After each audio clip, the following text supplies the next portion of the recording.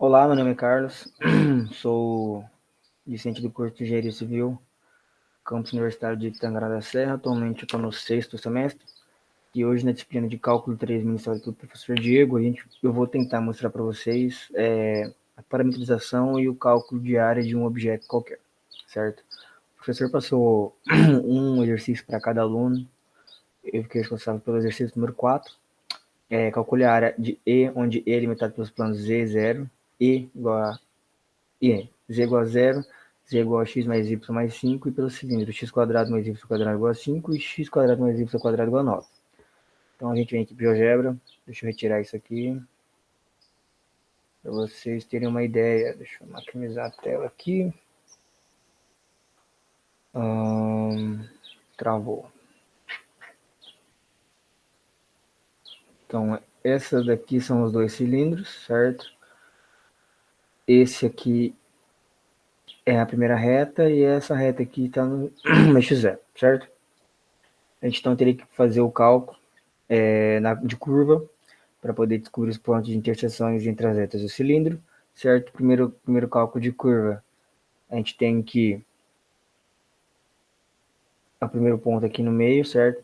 Entre o cilindro de raio igual a 3, de raio igual a 2, com z igual a 0, com plano z igual a 0. Então a gente tem que aqui que no eixo x o ponto tem que estar em 2 cosseno de t, no y 2 seno de t e no z igual a 0, sendo que t tem que estar entre 0 e 2π. No segundo a gente faz a mesma coisa, só que com o cilindro de raio 3 no eixo 0, tendo que 3 cosseno de t, 3 seno de t e 0. T também sempre estando entre 0 e 2π. Para a terceira curva, a gente vai pegar essa parte interna aqui, com este plano aqui. Nós temos 2 cosseno de t, 2 seno de t, igual na primeira curva, certo?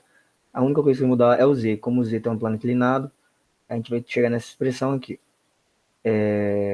5 mais 2 cosseno de t mais 2 seno de t. E a quarta última curva com o cilindro de raio 3 na reta G aqui, certo? Então temos 3 cosseno de t, 3 seno de t e 5 mais 3 cosseno de t mais 3 seno de t, certo? Deixa eu tirar aqui agora para ficar mais nítido. E o segundo passo é fazer o quê? Parametrizar esses pontos para que a gente possa descobrir a área, né? Então vamos à superfície, na verdade. Então vamos para a superfície 1, que é essa superfície aqui, que a gente pegou a curva 1 e a curva 2, certo? A gente parametriza as duas retas. Então a primeira parametrização ficou o quê? 2 cosseno de t mais 2 cosseno de tu, certo? A gente acrescentou um novo ponto aqui agora, né? Que é o u, para parametrizar. Que na verdade a fórmula para parametrização é o quê? É C1 vezes 1 menos U mais C2 vezes U, certo? Então, a gente fazendo essa somatória, a gente chega nesse resultado. Assim como essa superfície 2, que é essa parte de cima aqui, a gente parametriza a reta 3 e 4, certo? A reta não, a curva 3 e 4. Agora, a gente vai parametrizar o quê? A gente está fechando esses dois pontos, certo? Então a gente tem que parametrizar a curva 1 e a curva 3. A 1 aqui e a 3 é de cima. A gente está fechando esses dois pontos.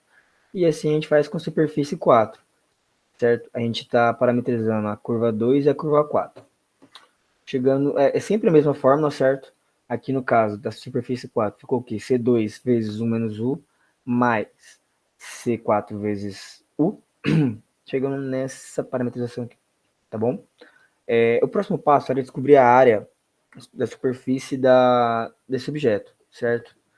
A área da superfície desse objeto pode ser dada pela seguinte expressão. Se uma superfície paramétrica lisa S é dada pela equação R de U e V é igual a X de U e V I mais Y de U e V J mais Z de U e V K, onde U e V pertencem aos números reais. Se S é coberto uma única vez quando U e V varre todo o domínio dos parâmetros. Então a superfície é dada pela integral dupla do módulo de RU vezes R de V dA. Certo? Esse RU aqui vai ser isso aqui, ó. Não sei se vai dar para entender muito bem. Deixa eu pegar o outro exercício aqui. Tá aqui. Isso aqui é a superfície 3. Você tem que derivar a primeira parte da superfície, que é essa aqui, ó. Superfície 3, propriedades. Você tem que derivar parte por parte, certo? 2 cosseno de t, 2 seno de t, 5 de t, 5u mais 2 seno de tu mais 2 cosseno de tu. Você vai ter que derivar tudo isso para dt e para du, certo? Que é o que a gente fez aqui. Primeiro, a primeira parte, que é o 3 cosseno de t, para dt ficou menos 3 seno de t e para du fica zero. A segunda parte, que é 3 seno de t, derivando para dt fica 3 cosseno de t e para du fica zero. O problema é essa parte aqui, que é a terceira, certo? Que é 5u mais 3 cosseno de tu mais 3 seno de tu. Derivando para dt, fica menos 3u seno de t mais 3u cosseno de t. E derivando para du, a gente tem que 5 mais 3 cosseno de t mais 3 seno de t. Depois disso, a gente vai fazer o quê? Como ele pede aqui, ó, a matriz da multiplicação desses dois, você vai fazer isso. Você vai fazer a multiplicação do du, aqui, ó, ele fala que é RU e RV. A gente tem aqui que é RU e RT, certo? Que é as derivadas. Como a gente derivou as duas aqui, a gente faz a matriz. Imagina que aqui tem um I e JK. Então, para você pegar a primeira parte aqui, multiplicação, você vai ter que multiplicar esse com esse, menos esse multiplicando com esse, certo? Chegamos então que aqui é 15 cosseno de t mais 9 cosseno quadrado de t mais 9 cosseno de t vezes seno de t menos zero, porque essa expressão aqui vai zerar. Para descobrir j é a mesma coisa, só que você vai usar com a parte de i e a parte de k.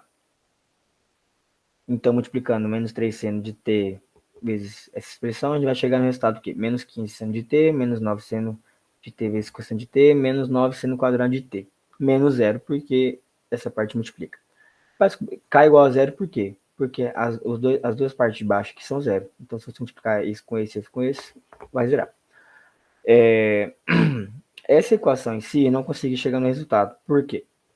Se você jogar isso aqui tudo na raiz, vai dar uma raiz inexistente. A gente não vai conseguir abrir essa raiz para poder integralizar. Eu fiz também com outra superfície, que é a superfície 1. Eu cheguei em duas, fiz todo esse mesmo processo que eu acabei de explicar, mas eu cheguei em duas variáveis. Na hora de você integralizar, ele vai dar erro. Não vai conseguir, não vai chegar numa integral exata. Por exemplo, não vai chegar num número real, vai chegar numa variável. E esses foram os dois problemas que eu obtive na equação desse objeto aqui. Bem, espero que tenha ficado sucinto, certo? E é isso. Obrigado.